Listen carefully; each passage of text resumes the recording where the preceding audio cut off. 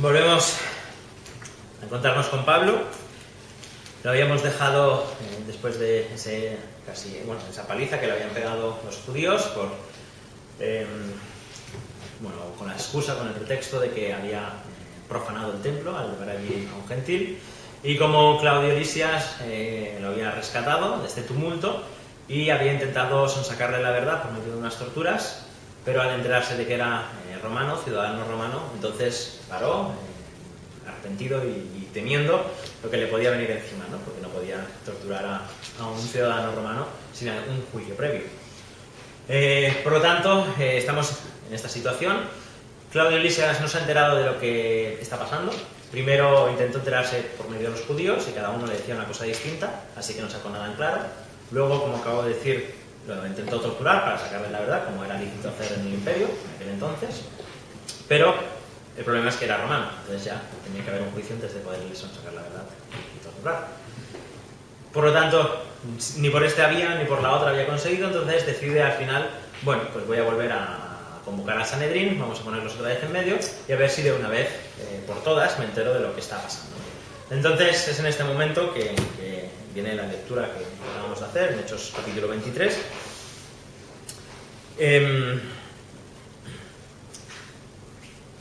Y ahora vamos a ver cómo una de las cosas que destaca en la lectura que acabamos de hacer es que ya esta acusación de que Pablo había metido a un gentil ya no vuelve a aparecer en el resto del capítulo ni más adelante, ¿no?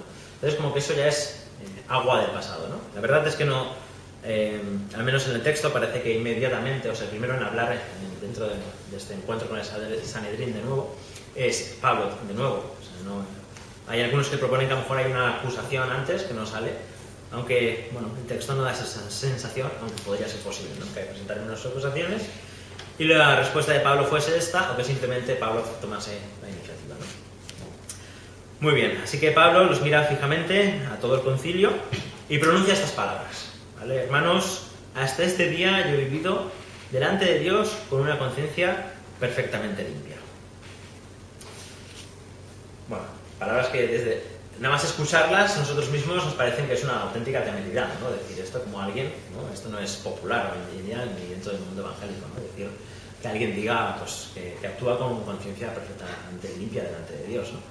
En primer lugar, decir que no es una temeridad, ni es un ataque de soberbia, ni Pablo nos acusarlo de jactancioso, sino que es una afirmación de que todo lo que hace, lo hace delante de Dios y lo intenta hacer para Dios. No es una declaración de perfección suma, sino de que siempre ha tenido en cuenta a Dios en todo momento, y si en algo ha pecado, no solo inmediatamente pide perdón, sino que lo hace por ignorancia.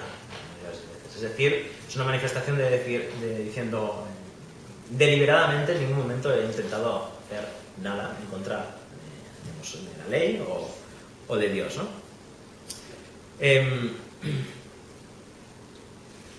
Estaría bien que nosotros pudiésemos decir lo mismo. No sé si somos capaces de poder afirmar esto, ¿no? Pero somos conscientes, o podemos decir que podemos afirmar hoy que delante de Dios hemos actuado con plena conciencia y con buena conciencia, que no hay nada que nos acuse delante del Señor, porque hemos arreglado cuentas delante de Dios y todo lo que hacemos lo hacemos para Él sin excusas.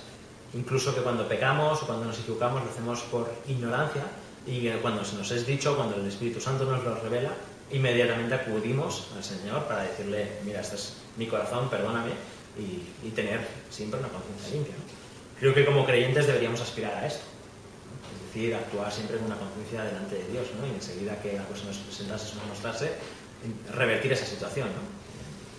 Y es algo que creo que es complicado, ¿no? Porque estamos muchas veces con los automatismos puestos y muchas veces hacemos cosas sin pensar nunca en Dios, ¿no? O en la gloria de Dios, ¿no?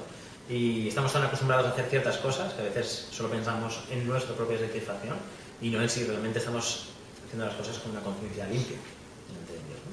Bueno, creo que son unas palabras que imponen, ¿no? Pero que deberíamos aspirar cada uno de nosotros a hacerlo, ¿no? Como ya he dicho y repito, no es la perfección suma, no estamos hablando de ser perfectos, ¿vale? No es lo que está proponiendo Pablo, pero sí está hablando de hacerlo todo para el Señor, ¿no? En todo propósito, todo para su gloria, ¿no? Y creo que eso lo decimos mucho, ¿no? Entre nosotros, de hacer todas las cosas para la gloria de Dios. Bueno, Pablo podía hacerlo, aún cuando se equivocaba, ¿no? Pero estas palabras suenan horrorosas, ¿no? Ante el sumo sacerdote.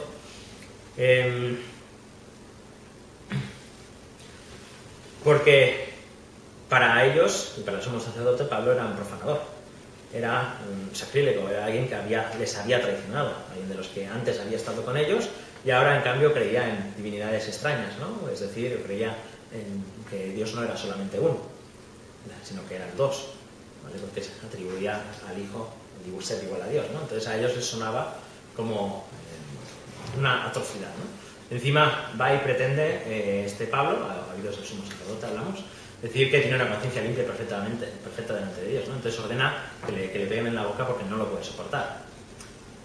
Bueno, en primer lugar hay que decir que lo hace por odio y lo hace porque la conciencia de Pablo le está incriminando claramente a él, ¿no? O sea, él se siente culpable y no puede soportar que alguien diga eso, ¿no? Cuando él mismo no lo puede hacer. Además es constatado, o sea, se sabe que este sumo sacerdote Ananías había abusado de los sacerdotes que había alrededor, se había enriquecido a costa de todos los sacerdotes que habían alrededor y les había quitado los títulos, ¿no? Títulos nobiliarios y terrenos y cosas, y se les había apropiado de ellos, ¿no? De hecho, es por esta razón incluso que es llevado a Roma en el año 52 para ser juzgado en Roma. Y solo es porque su hermano, que se llamaba Palas, si no me equivoco, era muy considerado tanto por Nerón como el emperador anterior, que lo consiguen librar y vuelve a su puesto. O sea que estamos delante de todo un corrupto, un piezas o un Bárcenas, ¿no? En nuestra actualidad, ¿no? Bárcenas o todo un mangante, ¿no? Así que es evidente que cuando habla que ha hecho conciencia con Dios se tiene que sentir, en primer lugar, ofendido ya, o aumenta ese odio visceral que ya tenían en contra de Pablo, ¿no?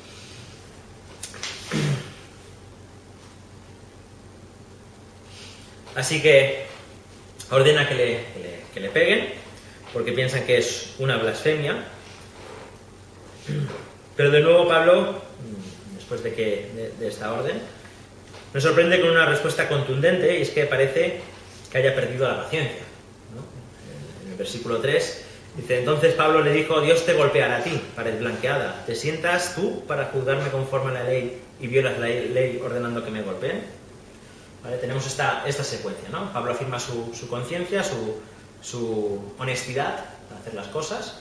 El sumo sacerdote no lo soporta, y ante esto hay que decir que el primer paso, cuando hay una disputa doctrinal o teológica, o cuando no estamos de acuerdo con algún hermano, lo primero que hemos de suponer es que actúa con conciencia limpia delante de Dios, porque si ya de entrada, esto hablamos cuando nos habla un asunto de fe, de doctrina fundamental de la fe, o un agravio de pecado enorme, ¿no?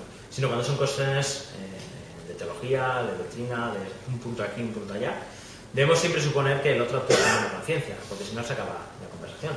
Si estamos pensando que si ya echamos en cara que el otro tiene mala conciencia, que tiene doblez, es decir, que tiene intenciones escondidas detrás de todo, no hay conversación que lleve a ningún punto. De hecho, este es el problema de este juicio, ¿no? Como vamos a ver al final. O sea, Pablo dice que tiene buena conciencia, es decir, que actúa sencillamente. Todo lo que hace lo hace delante de Dios. Pero el sumo sacerdote no. Y todo el concilio y el Sanedrín no lo están haciendo. Tienen la conciencia manchada porque están haciendo las cosas para liquidar a Pablo, ¿no? Toda esta acusación es una farsa. Y siempre suele ser así, ¿no? En nuestros contextos, ¿no? Nunca son honestos las personas que persiguen algo contrario al Evangelio. Es decir, el liberal o aquel que tiene ideas escondidas jamás es honesto. Nunca te lo va a decir a la cara, ¿no? Eso es lo que encontramos muchas veces en las iglesias. Siempre nos va a salir con la tangente, con que, bueno, sí, yo creo esto, pero lo miro de esta manera y tal. O siempre va a presentar excusas, haciéndose pasar por una persona sencilla y con buena conducta, ¿vale? Y nunca se va a presentar de una manera honesta, ¿no? Pero, dicho esto, hay que volver a dar, como se diría, el beneficio de la duda, siempre. ¿Vale? Como creyentes, empezar diciendo que el otro tiene buena conciencia delante de Dios. Y el Señor se encargará de de demostrar si es así o si no es así. Muy bien. Así que, ante este caso, alguien tiene buena conciencia, otros no la tienen, ¿vale? Y por eso están intentando machacar a Pablo. Pablo pronuncia un juicio terrible, ¿no? Dice, como hemos dicho, Dios te golpeará a ti, pared blanqueada. Y al decir esto, hace una referencia al juicio de Dios, que el juicio de Dios caiga sobre el sumo sacerdote. Bueno, hasta este momento creemos a Pablo y él no sabe que es el sumo sacerdote que le ha dicho esto, ahora explicaremos un poco esta cuestión, pero pronuncia un juicio y que el juicio de Dios caiga sobre esta persona. Según el antiguo derecho judío se lee esta frase: si alguno dice Dios te hiera o así te hiera Dios, pronuncia la maldición que está escrita en la ley. Vamos a leer Deuteronomio 28, del 20 al 23.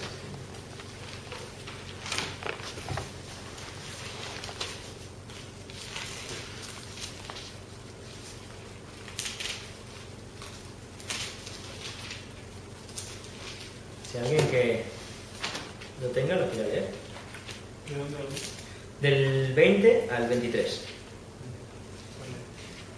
Y Jehová enviará contra ti maldición, quebranto y asombro en todo cuanto pusieres mano e hicieres, hasta que seas destruido y perezcas pronto a causa de la maldad de tus obras por las cuales me habrás dejado. Jehová traerá sobre ti mortandad, hasta que te consuma de la tierra a la cual entras para tomar posesión de ella. Jehová te herirá de tisis, de fiebre, de inflamación y de ardor, con sequía, con calamidad repentina y con añublo. Y te perseguirán hasta que perezcas, y los cielos que están sobre tu cabeza serán de bronce, y la tierra que está debajo de ti de hierro. La ley continúa, ¿no? Todo el capítulo es en esta línea, ¿no? Como podemos ver, hay una acusación de que el juicio de Dios va a recaer sobre las personas que lo abandonan. ¿Vale? El versículo 20 dice, porque me has abandonado. Es decir, según esa tradición judía, cuando alguien decía Dios te hiera, o como en este caso Pablo dice Dios te golpeará a ti, está trayendo todo este juicio a la memoria, ¿vale? Y haciendo énfasis en este juicio. Es decir, lo que está diciendo Pablo con esta frase es tú me has abandonado, o sea, tú has abandonado a Dios y el juicio de Dios va a recaer sobre ti. ¿Vale? La siguiente frase que dice es pared blanqueada. Y esto nos puede recordar a cuando Jesucristo dice que sois sepulcros blanqueados, es decir, que estaría hablándoles de que es un hipócrita. Esto lo encontramos en Mateo 23-27, pero lo más probable es que sea una referencia a Ezequiel. ¿Vale? Ezequiel del 10 al 16, 10. El 10.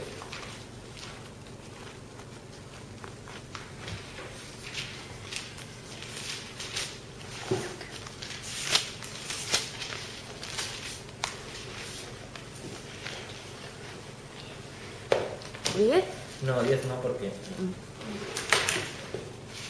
no he apuntado los versículos y no he apuntado el capítulo. 13.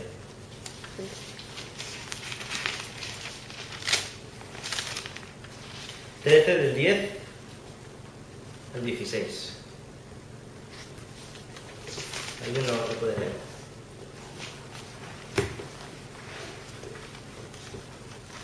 Sí, por cuanto engañaron a mi pueblo, diciendo, paz, no habiendo paz, y uno edificaba la pared.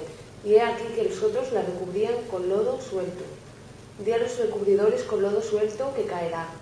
Vendrá lluvia torrencial y enviaré piedras de granizo que la hagan caer, y viento tempestuoso la romperá. Y he aquí cuando la pared haya caído, no os dirán, ¿dónde está la embarradura con la que la recubristeis? Por tanto, así ha dicho Jehová el Señor, haré que la rompa viento tempestuoso con mi ira, y lluvia torrencial vendrá con mi furor, y piedras de granizo con enojo para consumir. Así desbarataré la pared que vosotros recubristeis con lodo suelto, y la echaré a tierra, y será descubierto su cimiento, y caerá, y seréis consumidos en medio de ella, y sabréis que yo soy Jehová. Cumpliré así mi furor en la pared y en los que la recubrieron con lodo suelto. Y os diré, no existe la pared ni los que la recubrieron. Los profetas de Israel que profetizan acerca de Jerusalén y ven para ella visión de paz. No habiendo paz, dice Jehová el Señor.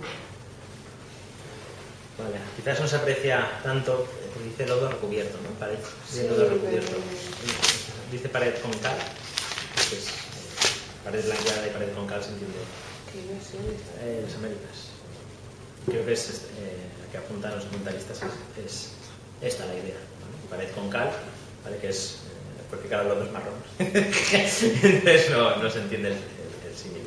Pero es pared blanqueada, es una pared con cal, y está diciendo que los profetas anuncian paz y que de repente van a ser derrumbados, ¿no? Y es un poco lo que Pablo le está comunicando aquí.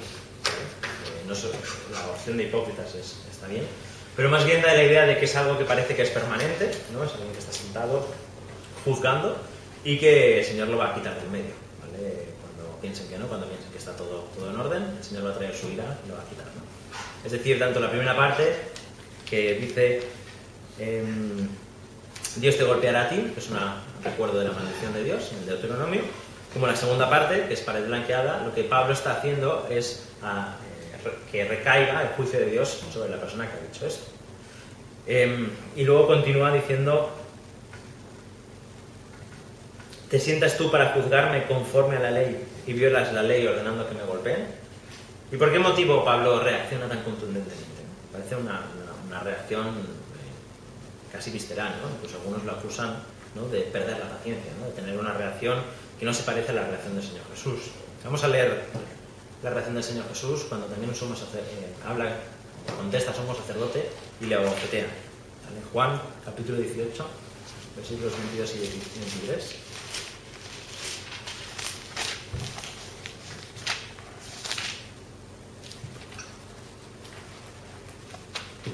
Cuando Jesús hubo dicho esto, uno de los alguaciles que estaban aquí le dio una bofetada diciendo: ¿así respondes al sumo sacerdote?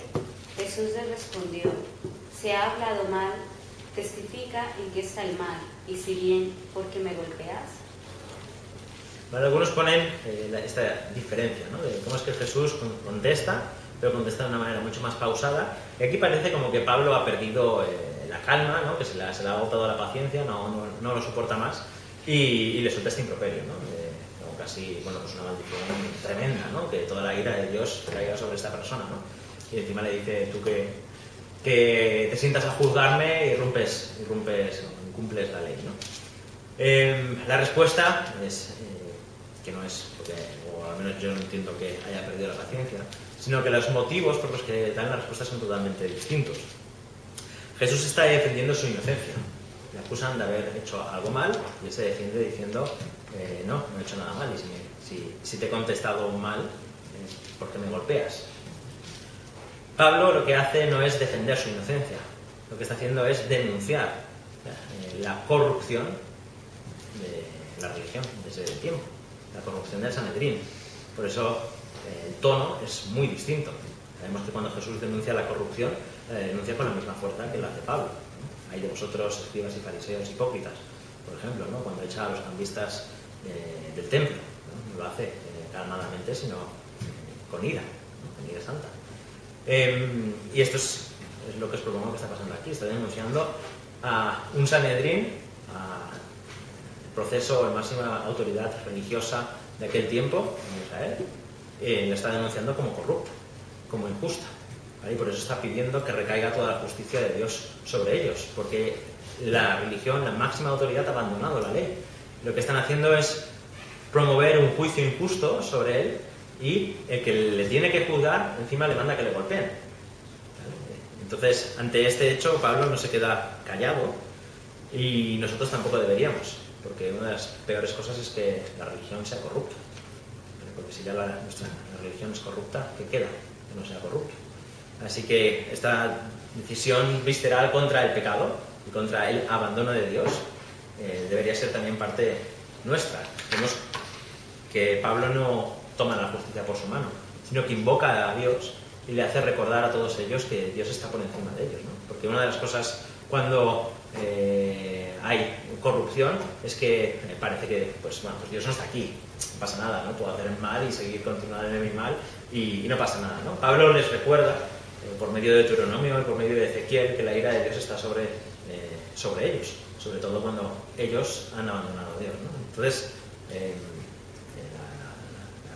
contestación, o la respuesta es contundente, es firme y es una seria denuncia de sus vidas, ¿no?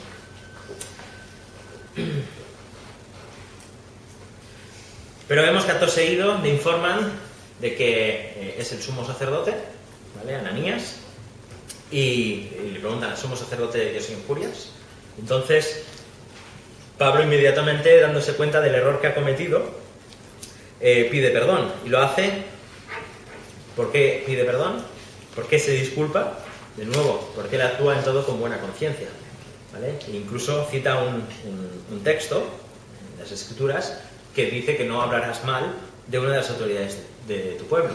Es decir, al denunciarlos no estaba incumpliéndola, a no ser que fuese una autoridad de su pueblo, ¿vale? La denuncia es correcta, el problema es que era una autoridad de su pueblo. Entonces, como él no lo sabía, pide perdón, porque como hemos dicho, Pablo es alguien que está haciendo las cosas delante de Dios, y que aunque se equivoca, o puede equivocarse por ignorancia, enseguida quiere tener una buena conciencia delante de Dios. Entonces, enseguida busca disculparse, ¿no? Y saca un texto bíblico, ¿vale? Es decir, es alguien que teme a Dios en todo momento. No lo hace por miedo a ellos, no lo hace por ninguna otra razón, ni por tradición, sino porque Dios ha establecido eso y él lo respeta. Ahora viene la pregunta, ¿no? Bueno, antes de hacernos la pregunta, destacar la honestidad de Pablo, ¿no? De nuevo, si estamos ante un hombre que está siendo injustamente juzgado, que ha sido golpeado casi hasta la muerte, que ha sido salvo de milagro, y que ante un pequeño error por ignorancia enseguida se disculpa delante de ellos, ¿no? Y yo creo que es de admirar como una persona ante toda esta situación sigue manteniendo la comunión y el temor del Señor y actúa todo en favor de Dios, ¿no? Hace todo en obediencia a Dios y no para agradar a los hombres, como también habrían dicho Pedro y Juan ante el Sanedrín años antes, ¿no? Bueno, creo que es algo a destacar, ¿no? Que aun a pesar de las injusticias que estemos, no actuar según esa injusticia, sino delante de Dios, ¿no? Y no perder nunca la perspectiva divina, aun a pesar de que todo parezca que está perdido o oscuro, ¿no? Y ahora viene la pregunta que decíamos antes. ¿Cómo es posible que no la reconociese? ¿Cómo es que Pablo no se da cuenta de que es el sumo sacerdote? Y esto es una gran incógnita, porque Lucas no nos dice por qué no lo reconoce, ¿no? Pero es bien extraño, porque el sumo sacerdote se debía llevar unas ropas que le destacaban de todos los demás, es decir, solo por las ropas ya se sabía quién era el sumo sacerdote. También la posición donde se sentaba dentro del trono, es decir, dentro del estrado, era el que estaba en medio. Así que tanto por sus ropas como por su trono tenía que saberlo. Otra pregunta es, ¿no conocía personalmente al sumo sacerdote viendo el estado en el Sanedrín? Vamos a intentar contestar estas preguntas, ¿no? Pero son preguntas un poco extrañas, ¿no? Incluso diciendo que es una reunión informal, que algunos han propuesto esto, que no es una reunión formal, no están allí, solo por las deferencias, a lo mejor no llevan sus ropas, no están en el Sanedrín, pero solo por las deferencias y los respetos que se le hacen al sumo sacerdote, ya debería uno intuir, ¿no? que es el más importante, ¿no? que está delante del sumo sacerdote. Bueno, en primer lugar hay que decir que es muy probable que no hubiesen coincidido antes. Pues Ananías fue sumo sacerdote entre los años 47 y 59 después de Cristo, más o menos. En el año 46-47 se data el primer viaje misionero de Pablo. Es decir, que Pablo sale de Antioquía más o menos al mismo tiempo que es este sumo sacerdote puesto en su lugar, ¿no? Que es uno de los oficios. Hasta ese momento no era sumo sacerdote. Y sabemos que ha pasado unos cuantos años en Antioquía. ¿Vale?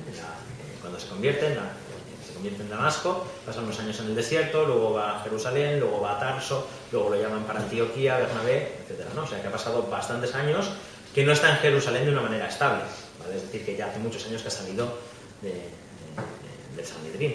Eso no significa que no conociese a muchos de los que quedaban, pero sí que puede que algo de cambio hubiese habido, ¿no? En ese contexto. Hay veces que entre los viajes, el primer viaje misionero, el segundo viaje misionero, el tercero, vuelve a Jerusalén.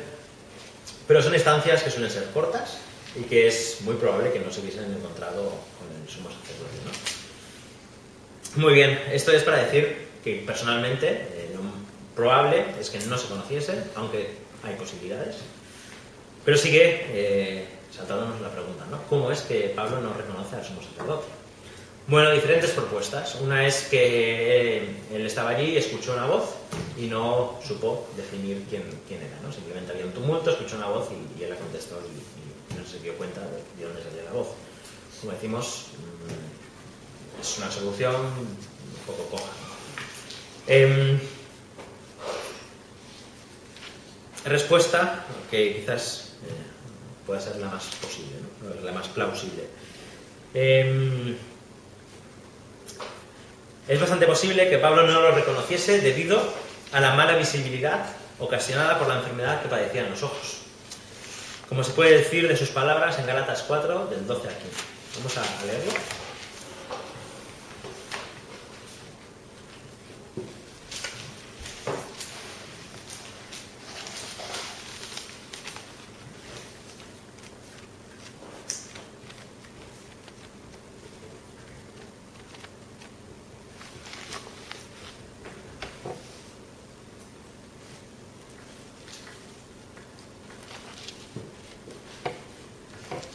Si alguien lo quiere leer. Gálatas 4, del 12 al 15. Del 12 al 15. Os ruego, hermanos, que os hagáis como yo, porque yo también me hice como vosotros. Ningún agravio me habéis hecho. Pues vosotros sabéis que a causa de una enfermedad del cuerpo os anuncié el Evangelio al principio, y no me despreciasteis ni desechasteis por la prueba que tenía mi cuerpo. Antes bien, me recibisteis como a un ángel de Dios, como a Cristo Jesús. ¿Dónde pues está esa satisfacción que experimentabais? Porque os doy testimonio de que si hubieseis podido, os hubierais sacado vuestros propios ojos para dármelos. Se entiende que Pablo estaba enfermo y que si hubiesen podido ellos les hubiesen dado sus propios ojos. Es decir, que eso se entiende que él padecía de mala visibilidad, ¿vale? De que tenía ojos. Esta es la explicación más plausible para entender que por qué no lo conocía, ¿no? Hay otra opción, pero bastante peor, ¿no? Dice que sus palabras eran una ironía, ¿no? Que diciendo que viene a decir, o sea, que tú haciendo esto y eres el sumo sacerdote, como diciendo, pues no mereces el cargo si me mandas. Pero bueno, vamos a conceder que Pablo lo hacía por verdadera ignorancia, como propone el texto, y no que usa esta ironía, ¿no? Te sientas tú para juzgar conforme a la ley, ¿no? Parece con este retintín, ¿no? que le decían. Así que bueno, esa mejor la abandonamos. Muy bien, así que después de esto Pablo se da cuenta de que, y usa la astucia, de que la mitad o más del Sanedrín eran saduceos y había una mitad o una minoría que eran los fariseos. Así que propone, les nombra las diferencias que hay entre ellos, pero la esperanza que Pablo tiene, ¿no? Entonces dice que se le juzga a causa de la esperanza que tiene en la resurrección entre los muertos. Y esto ocasiona un debate entre los saduceos y fariseos acalorado, porque los saduceos eran los liberales de aquella época, ¿vale? Los liberales, los que no creen en lo sobrenatural, ya existían desde el siglo XIX.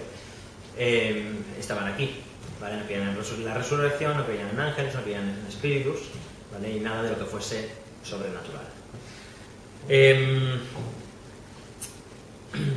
Esto ocasiona una disputa entre ellos, que incluso los fariseos se ponen de parte de Pablo y le conceden de que en su momento de la conversión, o sea que sabían de la conversión de Pablo, fuese incluso un ángel o un espíritu el que se le hubiese aparecido, ¿no? Versículos 9. No encontramos nada malo en este hombre, pero ¿y si un espíritu o un ángel le ha hablado? ¿Vale? O sea, le conceden esto, ¿vale? Porque lo que hay es una trifulca doctrinal. A tal punto se genera un alboroto y se genera un enfado entre ellos que el comandante decide sacarlo para que no lo maten, ¿no? En medio de esta cólera encendida que había entre ellos, ¿no? Bueno, aquí debemos abordar dos cosas en este suceso.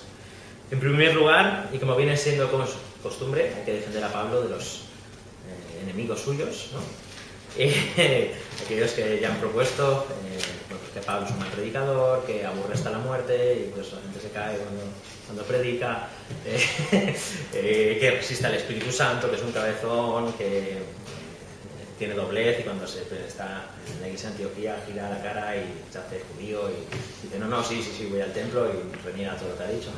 Estos compañeros de viaje ahora proponen aquí que Pablo es una especie de gamberrillo, ¿no? Una especie de astuto, de estos de un callejero, ¿no? Que los ve las partes débiles y entonces lo que hace es que se peleen entre ellos y yo me escapo, ¿no?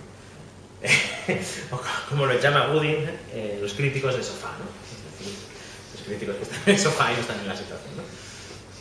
Respuesta ante esto. En primer lugar, Pablo les habla de una verdad, no les pone en pelea a base de una mentira, es decir, es juzgado porque proclama que hay resurrección entre los muertos y que esa resurrección proviene de Jesucristo, pero en segundo lugar, él está ante un juicio injusto. Y Claudio Lisias está intentando averiguar qué es lo que está pasando. Pero Claudio Lisias no tiene conocimiento de los romanos y de los prejuicios que hay en contra de él. Es decir, no conoce nada de los saduceos y no conoce nada, o prácticamente nada, de los fariseos. Por lo tanto, todo lo que vayan a decir a Claudio Lisias se le escapa, ¿no? Entonces, lo que vaya a constatar seguramente va a ser un error. Por lo tanto, decide mostrar al emperador, al comandante, la verdadera situación que hay entre ellos, ¿no? De peleas y de eso, ¿no? Entonces, por eso decide esto, ¿no? Y al final no se ponen de acuerdo ni entre ellos, ¿no? Así que más bien para que no fuese un trato injusto o una sentencia injusta acerca del Evangelio y acerca de Pablo mismo, es que Pablo dice esto con astucia, ¿no? No porque sea el más listo de la clase y salga con la suya siempre. Esta no es la propuesta, ¿no? Sobre todo es importante notar el versículo 11, ¿vale? Para todos los que intentan ponerle peros a la actuación de Pablo en este momento, ¿vale? El verdadero veredicto acerca de esta situación es esta: ten ánimo porque como me has testificado fielmente de mi causa en Jerusalén, así has de testificar también en Roma. Es decir, el mismo Señor Jesucristo le dice a Pablo que su actuación es justa, perfecta, es fiel, y que de esa misma manera tiene que actuar en Roma. Entonces, decir que hay deslices y malas intenciones, ¿no? A que se ha presentado como alguien con buena conciencia, ¿no? Y que en vez de eso pues se salían ¿no? Que va ahí trampeando, no es recto, ¿no? Y en segundo lugar, la segunda cuestión que hay que abordar es cuál es el problema de los saduceos. ¿Por qué no creían ni en ángeles, ni en la resurrección, ni en los espíritus?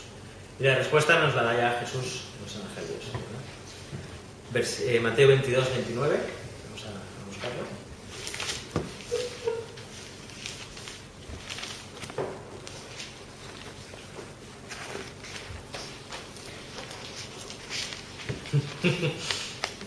Quien la tenga y quiera leer. Mateo 22, 29. Entonces, respondiendo Jesús, les dijo: erráis ignorando las Escrituras y el poder de Dios. ¿Por qué no creían? Pues porque estaban equivocados, ¿no? Estaban cegados, ignoraban las Escrituras y el poder de Dios. Esa es la respuesta que podemos darle hoy a los liberales, a los que no creen en lo sobrenatural, a los que hay que rescatar a Jesús histórico de toda la montura que ha hecho la religión y presenta los evangelios. Es una de las acusaciones que se hacen, ¿no? Toda esta tradición de milagros y cosas, ¿no? O a todos los que intentan buscar explicaciones científicas a todos los milagros que hay en la Biblia. Erráis ignorando las Escrituras y el poder de Dios. Esta es la respuesta de Jesucristo mismo, ¿vale? Contra esta actitud. No significa que no hayamos que ser certeros, con todo, pero contra la actitud contraria a Cristo, esta es la respuesta.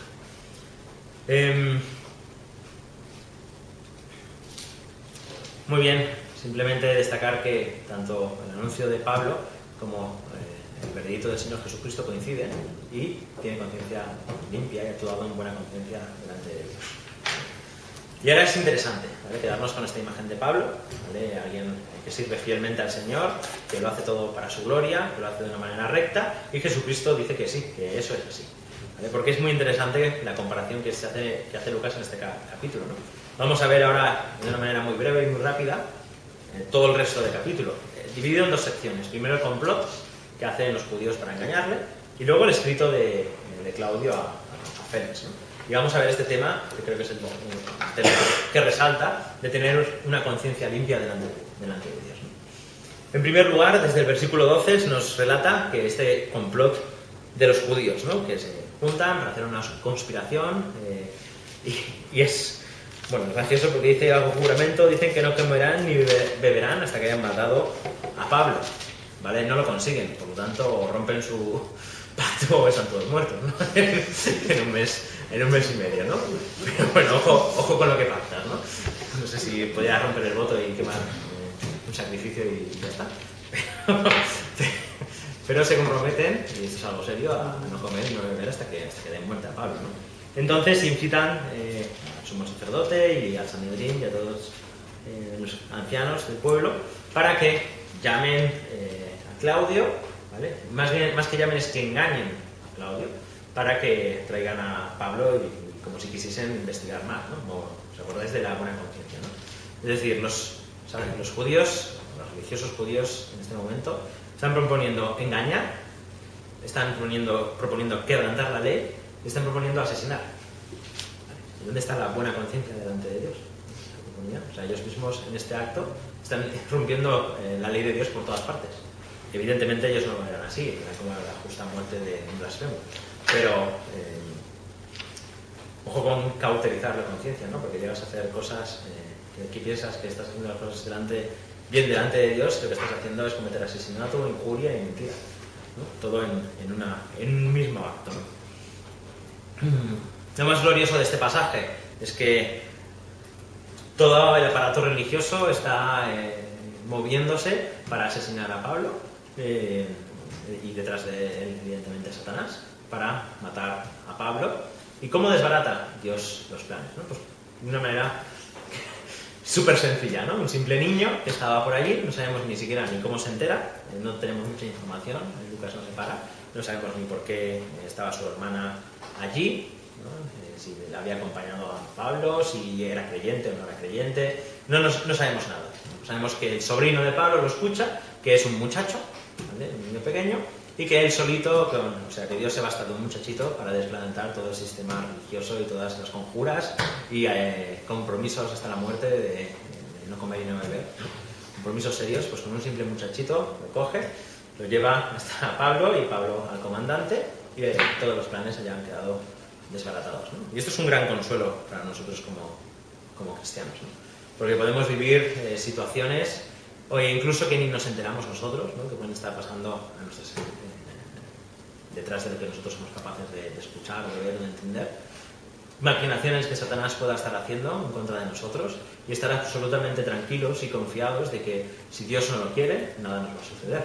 Y que los planes, las tergiversaciones, las maquinaciones que puedan hacer los hombres en contra de Dios, Dios, de la manera más simple, de la manera más sencilla, con un simple niño, desbaratar los planes de pues, unos 50, 100 hombres, más, y del diablo, ¿no? Evidentemente, ¿no? Así que podemos dar gloria a Dios, ¿no? Por este pasaje maravilloso y de consuelo, ¿no? Muy bien, hablábamos de la buena conciencia, ¿no? Y ahora seguimos, coge a un montón de comandantes y de ejército y lo lleva todos a Cesarea. En Cesarea está Félix, que es vive en la capital porque es el gobernador, y la capital de la provincia en ese momento es Cesarea, y lleva allí a Pablo y le escribe una carta. ¿Y qué os llama la atención de la carta? Os ha llamado algo la atención, ¿no? Versículo 27 dice: cuando este hombre fue arrestado por los judíos y estaba a punto de ser muerto por ellos, al saber que era romano, fui con las tropas y lo rescaté. ¿Es cierto? No. Está maquillando la versión a su favor porque tiene mala conciencia. Porque si se entera de que ha estado a punto de torturar a un romano sin juicio, entonces menuda la que le espera. Así que volvemos a tener esta triple visión, ¿no? La buena conciencia delante de Dios de Pablo, que es capaz de decir y actuar todo en base, sin ninguna doblez delante de Dios. La de los fariseos, que el odio es tal que ya, fariseos y saduceos, el Sanedrín y los ancianos, el odio es tal que, bueno, pues mira, de conciencia ya la tengo tan cauterizada que mato, asesino y tan tranquilo estoy, ¿no? O sea, ya lo hago en contra de Dios directamente. Y la de este sentimiento de culpa que tiene Claudio y que maquilla toda su versión, ¿no? para quedar bien. Se entera de que es romano por casualidad, si os acordáis, ¿vale? Porque Pablo se lo dice a que le iba a azotar. Entonces, el tener una mala conciencia y no llevarla delante de Dios nos va a llevar al engaño y a la mentira, ¿vale? Y a intentar quedar bien delante de los hombres, maquillando siempre las versiones de lo que realmente ha sucedido, porque nos sentimos culpables por dentro e intentamos que todo nos sea favorable. Y sobre todo, que las consecuencias de lo que hemos hecho no recaigan sobre nosotros. En vez de ser honestos y justos y rectos, porque Dios nos mira a pesar de que los hombres no, pues la mala conciencia sin llevarla a Dios nos va a llevar a más pecado, ¿no? Hay que recordar en este punto que el pecado siempre nos lleva a más pecado y que el paso siguiente, o quizás unos cuantos pasitos más adelante, nos llega a ser como los fariseos, ¿vale? Porque conciencia al final, tanto pecar, pues ya nos inmuta, ¿no? ante el pecado. Por lo tanto, antes de actuar bajo esta mala conciencia, antes de acallar nuestra conciencia como creyentes y decir que, bueno, no pasa nada, he pecado aquí, pero bueno, lo escondo, el tiempo lo olvidará, pediré perdón a Dios cuando vaya bien y cuando las consecuencias hayan pasado y dan panchos, pues mejor no actuar así, sino ser honestos completamente delante de Dios. Es mejor que el veredicto de Dios hacia nosotros sea favorable y ha sido fiel. Buen siervo fiel, entra en el gozo de tu Señor. Es mejor escuchar esas palabras del Señor Jesucristo y a pesar de que aquí pues tengamos que padecer la vergüenza de nuestras acciones y ser humillados incluso injustamente, es preferible eso a que el veredicto del Señor Jesucristo sea otro, ¿vale? Que tenga que hablar palabras duras contra nosotros que de verdad nos serán amargas, ¿no? nuestro corazón. Bueno, por último, simplemente señalar que Félix le pregunta a la ciudad, ¿no? Si a lo mejor nos sorprende este hecho, ¿no? Y cuando le dice que es de Cilicia, lo que está pretendiendo Félix es saber si está bajo su jurisdicción, ¿vale? Es decir, si él puede cometer este juicio o puede pasarle la pelota a otro, que es lo que más le hubiese gustado, ¿no? En este momento. Pero al enterarse que es de Cilicia, entonces dice, bueno, pues te oiré cuando vengan tus acusadores, ¿no? Es decir, entra bajo mi jurisdicción. Muy bien, hasta aquí este pasaje, que no tiene